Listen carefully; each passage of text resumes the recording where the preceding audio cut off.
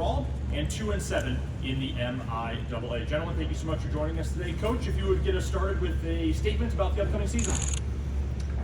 Yeah, the upcoming season. Obviously, we're excited to get to work after last year's tough year. Going through just the things that we had to go through, and just some of the depth stuff and the injuries that we incurred along the way, and so you get done with one of those seasons, you kind of get back to work and try to formulate a plan as to what we need to do to kind of get back on track. And our coaching staff got together and addressed some of the just recruiting stuff and to fill some of the holes and to build the depth. And I'm really going into the end of the summer and into fall camp coming up. I'm really excited about just where we're at from a depth standpoint. And when you create that kind of a depth, that also creates competition. And so going through spring practice and watching the guys fighting for jobs and knowing that there's jobs available, and they're really tuned in.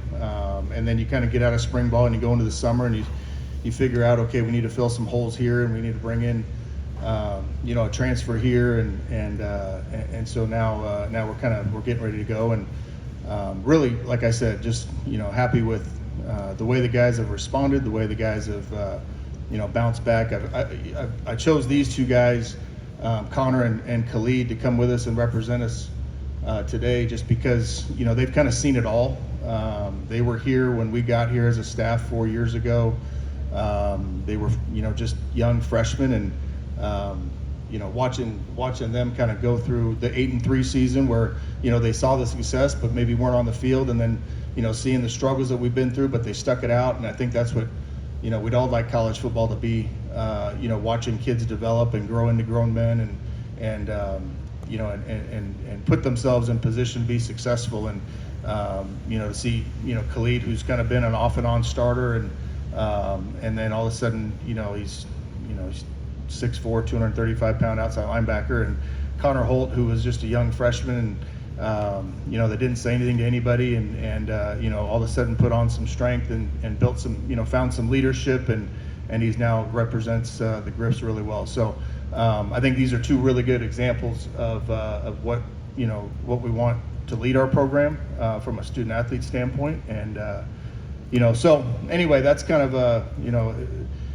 we all go into the season with these high expectations, but there's a lot of answers that need to be answered. A lot of and that's just because we've got the depth and we've got the competition going into camp that we've been trying to get to.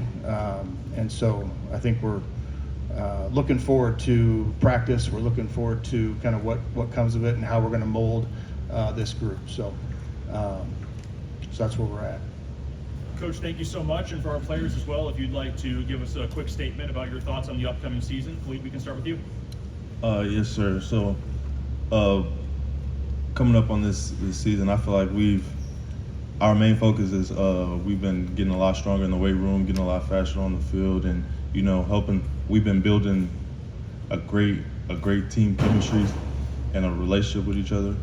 So that was like our main thing going into this season. Connor? So I think the big thing for us. It doesn't sound like it's on. Hello? There it goes. Well, I think a big. The tall one. I know. I need the tall one. But I think a big thing this year is obviously building that chemistry. A lot of new transfers coming in, a lot of new faces, bringing them in, showing them the standard behind what we do at Mo West, and building that team, building that chemistry on the field and off the field is super important to building a winning culture at Mo West. And I think that's something that we've done this summer, especially in a short period of time with a lot of new people coming in. Thank you guys for your opening statements. We will now open it up to the media members here in attendance for any questions you've got for our representatives from Missouri Western. You kind of mentioned it, both of you kind of mentioned it, and ran into one of your guys a few months ago. Oh. Thank you. You kind of mentioned getting stronger, faster, and ran into one of your guys a few months ago, and he kind of talked about West Bell and the difference he had made. coming in. Can you kind of talk about him and what maybe the difference with him now being the strength and conditioning coach? Yeah, who do you want me to answer that, or you want him to answer that? Or? You can. Well, let me start with Wes. Wes was a part of our staff 10 years ago. He was the defensive coordinator at Missouri Western at one point. Coached the D line. Was also our strength coach back then when you kind of had to share those responsibilities. And so the opportunity came up where Coach Fears, our previous strength coach, kind of moved into a teaching role on campus, and so we're able to bring Wes back to the collegiate level, and so he's solely taken over our strength program and jumped in June and kind of went jumped right in because you got two months to get him ready, and so we were fortunate that all timed up, and I think just the fact that he's seen it before and what it was like before, and how to in his own way how to build a football program from a strength standpoint, and the experience and what it looks like on the field, and on what it's supposed to look like on game days and things like that. Just that experience, I think, has been huge for us. So these guys they've been with him for the last 2 months, and so they can probably answer a little bit more in detail as far as that goes. Yeah, so like he said, he's been in this conference before, and he knows about the MIAA. So just with that, I feel like he's helped us tremendously. Like I said, he's one of the people that's has been helping us build our chemistry and togetherness, honestly. Yeah, to add on that, I guess he is, not a older coach, but he is like a coach that loves that hard-nosed, smash-mouth football, kind of bringing that competition back, and that fire behind Mo West. And Mo West really means something to him, just like Mo West means something to me. So he's in it, and he's in it all the way. Got a question right back here, middle row. Okay, here we go. Whoops, if I can actually hang on to the mic. Coach, you talked about all the competition just throughout the year. Obviously, we've been talking about the quarterback position at the beginning of the season for the last 3 seasons. Obviously, with Kane's transfer, just talk about just what you've seen from the quarterbacks this spring. We felt like mid-year we needed to bring in somebody to compete.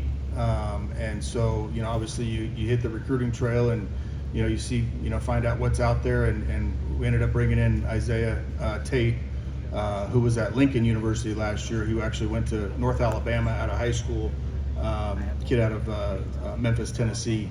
And so he came in and he knew that we had a returning starter in the program, but it didn't really faze him. He just, he kind of came in and started building relationships with his teammates, getting to know people, and then we went through spring practice, and we grade everything in spring practice. Everything is ranked and graded and recorded, and they kind of compete for points, and so he just he kept making plays and created explosive plays, and I think just again having that competition was really good for the whole room. And we also had a couple of freshmen, D'Angelo Perales and Holden Hansen, that went through spring practice with us as well. And so then Kane left, and so we felt like we needed to bring in another transfer to continue that competition. So we brought in Skylar Castle this summer, that's going to come in and compete as well. And I think we're to the point now where we built the depth at a lot of positions where nobody can really be comfortable until you've really proven, that you can, that the job's yours. And so, I think it's been good for our program to just kind of open it up and not let anybody feel like, that they're just going to step in and be the guy. And every day they got to come to work. Every day they got to prove themselves. Every day they've got to find a way to get better than they were the day before. And so right now I'm really, before going into camp, I'm really excited about just that room. I think, the 2 young guys, the 2 transfers, they seem to, they're going out, they're playing golf together, they're going fishing together, they go, they hang out with the team.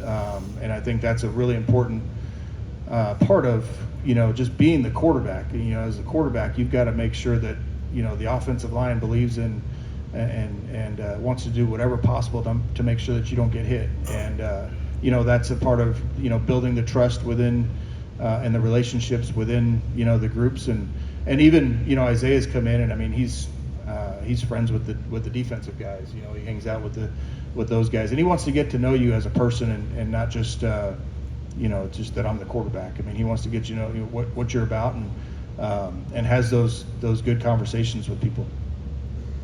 Third row on the track. Okay, I didn't turn it off. I pressed a button, but Coach, with the new coach-to-player communication rules that are in effect this year, what excites you the most about this heading into 26? Well, I don't know. We've thought a lot about that, and it's going to be new, and I think we're all sitting here trying to figure out how it's going to work. I was actually just talking to John over there, Coach McMenamin, and we haven't used it yet. And so I think we all would have liked to probably had it going through spring ball and been able to test out. But I think you have to, you got to figure out how much does your quarterback want to listen to your voice during a game also. What information are you going to give them? Trying to figure out how much information you give them before it shuts off. How are you going to communicate, to the plays to other people on the field? Are so I think there's a lot of things that we've got to work through. So I think there's going to be some trial and error going through fall camp. I think there's a lot of things that we still got to figure out as far as how that's all going to work. And it's, you're really going to have to use it at practice and be in their ear a little bit at practice. And hopefully our quarterback tells me, hey, stop talking to me and let me just go play. So. For Connor and Khalid, I know you guys have higher expectations than how last year finished. So what have you seen from kind of the team's approach through the spring and with Coach Bell in the weight room as well, and just getting ready for this year, and how has that kind of motivated you guys going into this year? For me, I think we're just kind of, I wouldn't say reapproaching it, but we're re-identifying, offensively, defensively, who we are, what we want to be, standards that we uphold, and I guess keeping those to the high standard, obviously helping the new guys with that too. I think a big thing for us is obviously team culture, having that will, that want, that fight for the guy next to me, creating that offense where, it's seamless. It's as Coach Throck likes to say, a well-oiled machine. So I think getting back into that rhythmic offense and that smash mouth football on defense, I think that's our goal right now. Yes, sir, and I agree with that. Like we've been saying before, it's all been about team chemistry and building those relationships. So, yeah. Third row on the track. Connor, this is obviously a very pass-heavy team, especially the past couple of years, and with some injuries on the offensive line. What were some struggles that y'all dealt with last year and are hoping to kind of bounce back with this year and some consistency there? Yeah, so obviously a big thing for offensive line is having the 5 people that kind of work together. And we had some new guys kind of go in, Malachi, Adam Sotelo. A big thing for pass is, you're out there, you kind of just like, you got to work on your foot speed, your hand placement and everything. You kind of want to make sure that everything's working right, but sometimes you got to get a little lost in the sauce. But I think bringing back that experience and that depth, having Joe Turner, Keegan Daniels, obviously Quentin Garrett, myself, all working on that offensive line, I think it'll be something great. Obviously, adding that depth and that game time experience with a couple new transfers as well, who also have experience at their colleges, I think it's going to be a great offensive line. Khalid, also with the defense, a lot of transfers coming in this year, and it seems like, especially you're losing some of those guys, Grant Finley, Brecken Manis, Trey Holmes. What are you guys looking this year, especially getting that culture back out there, as well as getting some of that leadership on the defensive side? Right. Even though we lost a lot of older guys, I feel like we still got a bunch of great returners coming in. Like we still got Deontay, we got Brock Worcester at middle linebacker. We got some transfers coming in at DB like TJ from Pitt State, who's had a bunch of experience in the MIAA that will help us, get the job done. So. The Griffins will open the 2026 season under the lights at home on Thursday, August 27th, taking on Augustana University. Griffins, thank you so much for joining us today. Thank you. Appreciate it.